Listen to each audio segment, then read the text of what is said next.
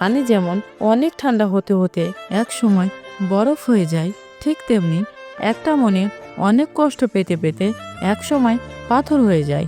তোমাকে যে ভেঙে ফেলতে চাই, তখন মনে রেখো, সবচেয়ে অন্ধকার রাতেই আকাশের তারাগুলো সবচেয়ে বেশি উজ্জ্বল হয়।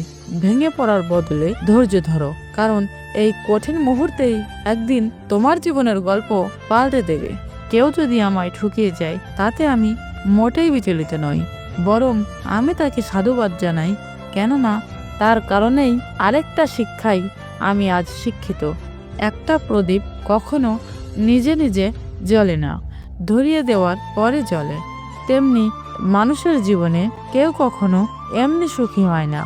আগে প্রচুর পরিমাণে পরিশ্রম করতে হয়, তারপরেই জীবনে সুখ হয়। আগে কর্ম, তারপর ফল। রাগের মাথায় কাউকে অনেক আঘাত করার পরেও সে যদি চুপ করে থাকে, তবে তুমি ভেবো না তার কোনো কষ্ট হয়নি, অথবা সে প্রতিবাদ করতে জানে না। আসলে সে সম্পর্কটাকে বাঁচিয়ে রাখতে চায়, কিন্তু তুমি ছিলে এর অযোগ্য। একটা ভালো মেয়ে তার প্রিয় মানুষটির কাছ থেকে কখনো দামি গিফট আশা করে না, চাই শুধু কিছুটা সময় আর বুক ভরা ভালোবাসা, ব্যাস এতটুকুই। নিজের জীবনকে কখনোই অন্যের জীবনের সাথে তুলনা করবে না। যেমন সূর্য এবং চন্দ্রের মধ্যে কোনো তুলনা হয় না, তারা উজ্জ্বল হয়ে আলো দেয় যখন তাদের সময় হয়, তেমনি তুমিও জীবনে প্রজ্বলিত হবে যখন তোমার সময় হবে। ততক্ষণ তুমি নিজের কাজ করে যাও। আজকাল দিনে অর্থ আর স্বার্থ ছাড়া কেউ কারো কাছে আসে না।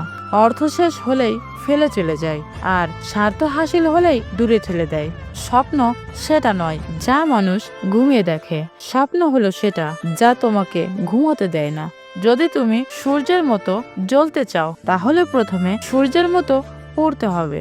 মন দিতে না পারলে মন ভেঙো না, সুখ দিতে না পারলে কষ্ট দিও না, ভালোবাসতে না পারলে অভিনয় করো না, অভিনয় করে কারো জীবন নষ্ট করো না। একটা মেয়ের জীবন নষ্ট করে তুমি অন্য মেয়েকে বিয়ে করে ভেবো না অনেক সুখে থাকবে। তুমিও একদিন বাবা হবে। তুমি যে মেয়েটার জীবন নষ্ট করছো, তার থেকে ভয়ঙ্কর কিছু তোমার মেয়ের সাথে ঘটবে। বাপ নিজের বাপকেও ছাড়ে না, এর জন্য কোনো মেয়ের জীবন নষ্ট করার আগে 10 বার ভাবো। সাফল্য অর্জনের জন্য কঠোর পরিশ্রমের কোনো বিকল্প নেই। যদি আপনি আপনার লক্ষ্য স্থির করেন, তবে আপনি অবশ্যই তা অর্জন করতে পারবেন। অতীতের ভুল থেকে শিক্ষা নিন, কিন্তু ভবিষ্যতের দিকে তাকিয়ে থাকুন। আপনার সেরাটা দিতে চেষ্টা করুন। জীবনে চলার পথে সব সময় একা চলতে শেখো, কারণ আজ যে সাথে আছে, কাল সে তোমার সাথে নাও থাকতে পারে।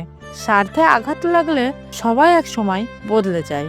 আমি তোমাকে পছন্দ করি আর আমি তোমাকে ভালোবাসি, কথা দুটির মধ্যে পার্থক্য কি জানো? উত্তরে কবি বলেছিলেন, যখন তুমি একটা ফুলকে পছন্দ করবে, তুমি তাকে তুলে নেবে, আর যখন তুমি একটা ফুলকে ভালোবাসবে, তখন তুমি প্রতিদিন এটাতে জল দেবে।